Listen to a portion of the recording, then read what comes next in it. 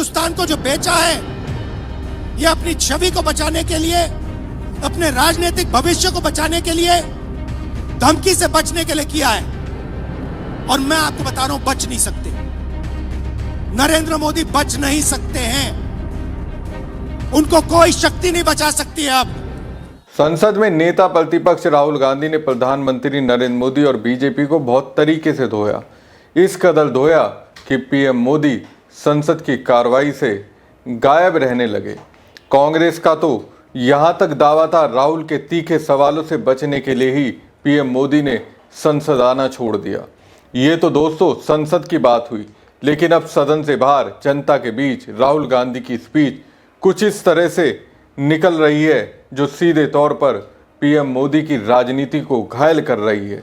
BJP के सबसे बड़े चेहरे प्रधानमंत्री नरेंद्र मोदी की चमक धीरे धीरे अपने ही लोगों के बीच फीकी होने लगी है। अब जो राहुल गांधी ने रास्ता अपनाया है, उससे तो पीएम मोदी की राजनीति पर संकट के बादल उमड़ने लगे हैं। ऐसे में सवाल है कि क्या अब राहुल गांधी जनता के बीच मोदी के वार को उन्हीं के ऊपर तरीके से आजमाने में माहिर हो चुके हैं। पब्लिक प्लेस में राहुल गांधी क्या मोदी के लिए स्पेस खत्म कर देंगे? और क्या बीजेपी कार्यकर्ताओं के बीच प्रधानमंत्री नरेंद्र मोदी का जो क्रेज था, उसे डिस्ट्रॉय करने का प्लान राहुल गांधी के पास आ चुका है? नमस्कार दोस्तों, मैं हूं परवीन सानी। दोस्तों, ये सुनकर आपको अजीब लगेगा कि राहुल गांधी अब मोदी को संसद के बाद जनता के बीच जाना उनका दूभर कर देंगे। राहुल गांधी ने अब जो रास्ता मोदी के खिलाफ अपनाया है, अगर उस पर वो कायम रहते हैं तो कांग्रेस के लिए जनता के बीच में पहले से बहुत ज़्यादा स्वीकार्यता बढ़ेगी। लेकिन इसके साथ ही बीजेपी के अंदर वो नेता हैं जो गुजरात लॉबी से आपदाग्रस्त हैं, चाहकर भी उनके खिलाफ कुछ नहीं कर पा रहे हैं। उसके लिए बीजेपी के अंदर नए मौके बनेंगे।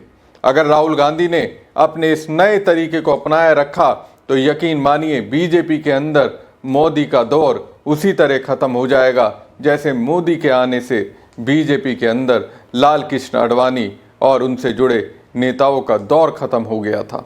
मोदी का दौर खत्म होगा तो उनके आसपास के या कहिए उनके बनाए महामंत्री से लेकर सेनापति सबका पत्ता साफ हो जाएगा। मोनोपोली ही खत्म हो जाएगी। दोस्तों, अब कांग्रेस नेता राहुल गांधी के इस बयान को सुनिए, गौर से जरा सुनिएगा। बीजेपी के कार्यकर्ताओं, आरएसएस के कार्यकर्ताओं, आप अपने प्रधानमंत्री के आंखों में देखो, आपको डर दिखेगा। पार्लियामेंट में नहीं आ पाए और कारण नारावाने नहीं थे, कारण एप्स्टीन था, कारण अदानी पर केस था। नरेंद्र मोदी जी, अहिंसा और लोकतांत्रिक विरोध देश की बुनियाद है। गांधी जी और भगत सिंह ने यह रास्ता दिखाया है। इससे आप इतना क्यों डरते हो? आप शर्म की बात करते हो। शर्म की बात मैं आपको बताता हूँ। आपने अमेरिका के साथ जो किया है, ये शर्म की बात। देश को आपने बेचा है। पहली शर्म की बात, जो यूएस के साथ आपने ट्रेड डील की है, जिसमें हिंदुस्तान को कुछ नहीं मिला और हमारा पूरा देश आपने अमेरिका को बेच दिया है। हमारे देश का डेटा दे दिया, किसानों को खत्म कर दिया, टेक्सटाइल इंडस्ट्री बर्बाद कर दी। ये शर्म की बात। दूसरी शर्म की बात, एप्स्टीन जो पीडोफाइल है, उसकी फाइलों में, उसकी ईमेल में आपका नाम, आपके मंत्रियों का नाम और आपके दोस्तों का नाम, तीनों का एक साथ आ रहा है। यह है दूसरी शर्म की बात।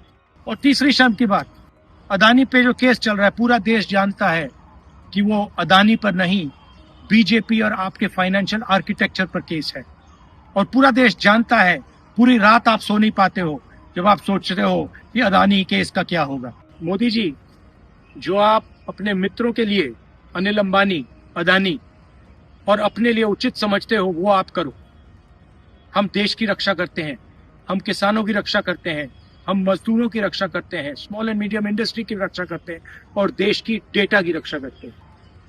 हम संविधान के लिए लड़ रहे हैं। कांग्रेस पार्टी के बब्बर शेरों, कार्यकर्ताओं, आपको डरना नहीं है, एक कदम पीछे हटना नहीं है। धन्यवाद, नमस्कार। दोस्तों, देखा जाए तो प्रधानमंत्री नरेंद्र मोदी बीजेपी के अंदर इस वक्त राजा की भूमिका में है। राजा की आंखों में कितना डर है। राहुल गांधी अब सिर्फ राजा को नहीं बता रहे, सिर्फ उनके मंत्री संतरियों को नहीं बता रहे हैं, बल्कि उनकी प्रजा से लेकर भक्तों को बता रहे हैं।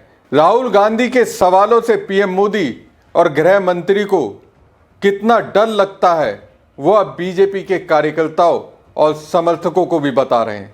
ये अपने आप में बिल्कुल ही अलग है। राजा की आंखों में कितना डर है ये राहुल बकायदा अपनी स्पीच के जरिए साबित कर रहे हैं। और सोचिए, मोदी के सिपाहियों के बीच ये मैसेज जाएगा, वो तो पहले ही मैदान छोड़कर भाग जाएंगे। राहुल गांधी भाजपाइयों को बकायदा साबित कर रहे हैं राजा उनसे बच रहे हैं, बच बचाकर अपने आप को बचाने का प्रयास कर रहे हैं, मैदान छोड़ रहे हैं। हिंदुस्तान को जो बेचा है ये अपनी छवि को बचाने के लिए, अपने राजनीतिक भविष्य को बचाने के लिए, धमकी से बचने के लिए किया है। और मैं आपको बता रहा हूं, बच नहीं सकते। नरेंद्र मोदी बच नहीं सकते हैं, उनको कोई शक्ति नहीं बचा सकती है। अब राहुल जब कहते हैं कि देश को अमेरिका को बेच दिया तो उन्हें यह कहने में कोई हिचक नहीं होती, क्योंकि वो जानते हैं कि वो सच बोल रहे हैं। अब सोचिए, जब राहुल गांधी बार बार कहते हैं मोदी ने देश को बेच दिया, वो भाजपाइयों के साथ वो 35% वोट जो अब मोदी को विश्व पटल का नेता मानकर वोट दिया करता था, क्या उनकी सोच में बदलाव नहीं होगा? 21वीं सदी में सबसे जरूरी चीज क्या है? डेटा। 21वीं सदी डेटा की सेंचुरी है। जिसके पास डेटा है वो जीतेगा, जिसके पास डेटा नहीं है वो खत्म हो जाएगा। सीधी सी बात है। दुनिया में सबसे ज्यादा डेटा किसके हाथ में है? किसके पास है? हिंदुस्तान। सबसे बड़ी आबादी है, सबसे ज्यादा डेटा यहां बनता है। दूसरे नंबर पे चाइना है। हिंदुस्तान के डेटा के बिना चाइना का मुकाबला अमेरिका नहीं कर सकता है। बात समझिए, आपके डेटा के बिना अमेरिका चाइना का मुकाबला नहीं कर सकता है। और इस डील में छोटी सी स्क्रिप्ट में पीछे नरेंद्र मोदी ने हिंदुस्तान का सारा डेटा अमेरिका के हवाले कर दिया है। किसानों को खत्म किया, हमारा डेटा दिया। टेक्सटाइल इंडस्ट्री, उसको खत्म कर दिया। एक तरह से देखा जाए तो राहुल गांधी के पास पीएम मोदी की रातों का भी हिसाब है। जिस तरह से वो कहते हैं मोदी की रातें बेचैनी के साथ बीत रही हैं। बेचैनी में क्यों बीत रही है? इसके लिए वो trade deal, Trump, Epstein file को एक साथ मिलाकर उसे जनता के साथ बीजेपी कार्यकर्ताओं के बीच उछाल रहे हैं। मैं चैलेंज करता हूं नरेंद्र मोदी को कि आप हिंदुस्तान और यूएस की डील को रद्द करके दिखा दीजिए। दम है तो करके दिखा दीजिए। ये नहीं कर सकते हैं। बीजेपी के कार्यकर्ताओं, मैं आपको बता रहा हूं, ये नहीं कर सकते हैं, क्योंकि इन पर अमेरिका का, ट्रंप का दबाव है। ये नहीं कर सकते हैं क्योंकि एप्स्टीन की धमकी है और अदानी का जो क्रिमिनल केस है वो इनके सिर के ऊपर लटका हुआ है। हिंदुस्तान को धोखा दिया है, यह सच्चाई है। साफ कह रहे हैं नरेंद्र मोदी को मेरा चैलेंज है, अगर दम है तो भारत अमेरिका ट्रेड डील को रद्द कर दिखाएं। एक तरह से देखा जाए तो ट्रेड डील की खामियां बताकर राहुल गांधी उसे रद्द करने की चुनौती देकर एक ऐसे चक्रव्यूह में फंसा रहे हैं जिससे बाहर निकलना आसान नहीं होगा। ये चक्रव्यूह मोदी की पूरी राजनीति को ध्वस्त करने के लिए काफी है। राजा को न सिर्फ राहुल जनता के बीच बल्कि उनके समर्थकों के बीच साबित करने में लगे हैं कि उनकी आंखों में डर है। राहुल के समर्थक तो यहां तक कहते हैं मोदी का भाषण मजबूरी है सत्ता में बने रहने के लिए।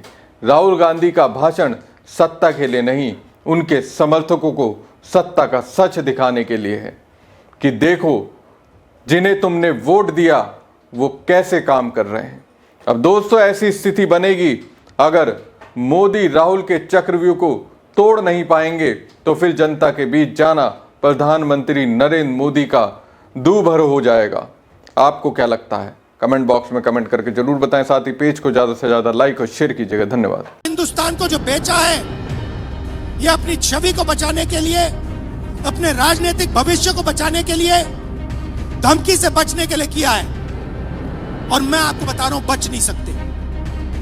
नरेंद्र मोदी बच नहीं सकते हैं।